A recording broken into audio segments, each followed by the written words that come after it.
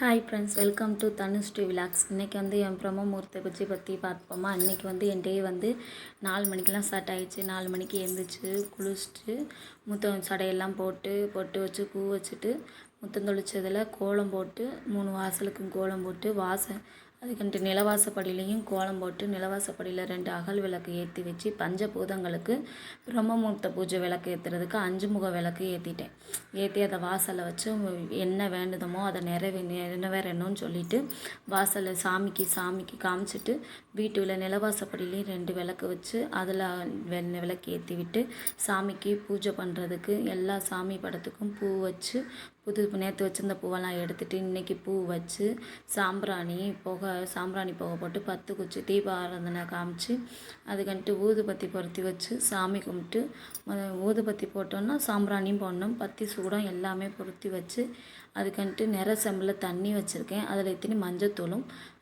ஏலக்காயும் போட்டால் அது குலதெய்வ வடிவாளுக்கு நிறசெம்பு வைக்கணும் குலசாமிக்கு. அதுக்கன்ட்டு சிவன் சாமிக்கு எல்லாத்துக்கும் பூ வச்சு விட்டு இன்றைக்கி பிரம்மமுகூர்த்த பூஜை 4:30க்கெல்லாம் எனக்கு நல்லபடியாக சிறப்பாக என் பிரம்மமுகூர்த்த பூஜை 4:30க்கு நான் விளக்கேற்றி பூஜை தீபாரணை 10 குச்சி எல்லாமே காட்டி என் பிரம்மமுகூர்த்த பூஜையை 4 மணிக்கெல்லாம் நான் நிறைவேற்றி விட்டேன். இன்றைக்கி என் பிரம்மமுகூர்த்த பூஜையோட 3ஆவது நாள்.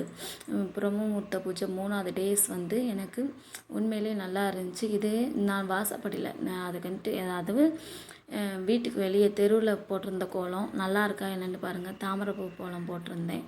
கோலம் போட்டு அது முத்தம் தொளிச்சு கோலம் போட்டு என் பூஜை பிரம்மமுகூர்த்த பூஜை 3ஆவது நாள் இனிதே